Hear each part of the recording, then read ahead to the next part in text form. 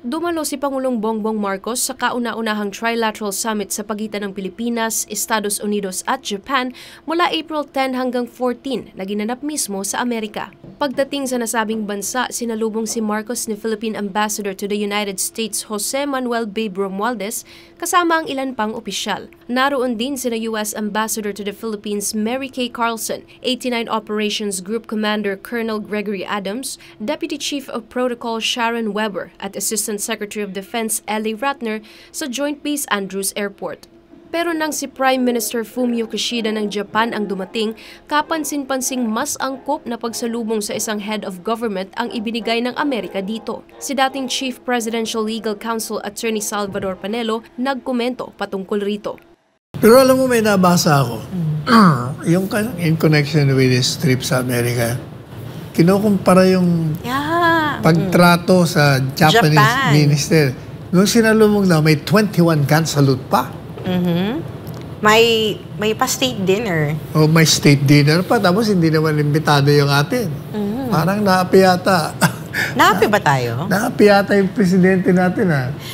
Sabi pa ng isang netizen na nasa Washington, D.C. noong panahon ng Trilateral Summit, wala ring umanong watawat ng Pilipinas na nakataas o nakadisplay habang si Marcos ay naroon. So nako sa DC karon, di ba naman si Bongbong Marcos? Wala na feel ang yang presence diri kay tanan flag kay Japan. For example kana Japan kani diri o Japan gihapon. Wala kay makita nga flag sa Philippines. Diba, binako trilateral ni diri nga meeting. Kamakailan lang ay sinabi ni U.S. Defense Secretary Lloyd Austin na ang relasyon ng Estados Unidos at Pilipinas ay matibay. Higit pa nga raw sa magkaalyado ang Amerika at Pilipinas dahil pamilyaan niya ang dalawang bansa. Diba pag may head of state, diba may mga flags yan, Attorney Sal? Pero China lang, Japan lang and US flag ang makikita dun sa mga poste. Wala yung flag ng Pilipinas. Sabi niya, akala ko ba trilateral summit? Bakit itsapuera daw ang Pilipinas? Dapat napansin yung ng ating delegasyon. Hindi pa insulto yun sa atin, Attorney Sal? Ay, ganun na nga. Ano po bang tawag mo doon? So, akala ko ba more than an ally, we're family? Is this how you treat your family, Attorney Sal? Yeah, we are more than an ally. We are puppets. More than an ally yun. Puppet na nga. Ito lang anong klaseng family ang relasyong pampamilya ang pinapakita nila sa atin? Hindi ko rin maintindihan bakit yung ating mga sa embassy doon.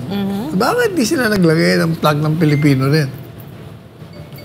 Kung hindi nagawa yan ng US government, dapat tayo, naglagay din tayo. Samantala, kung titignan rin ang mga post ni US President Joe Biden sa X o Twitter habang isinasagawa ang Trilateral Summit, ay mas halatang mas marami itong post tungkol kay Japanese Prime Minister Fumio Kishida kumpara kay Marcos na dadalawa lang. Pero posible rin naman na ito'y dahil sa mas maraming beses namang nagkasama sina Biden at Kishida kumpara kay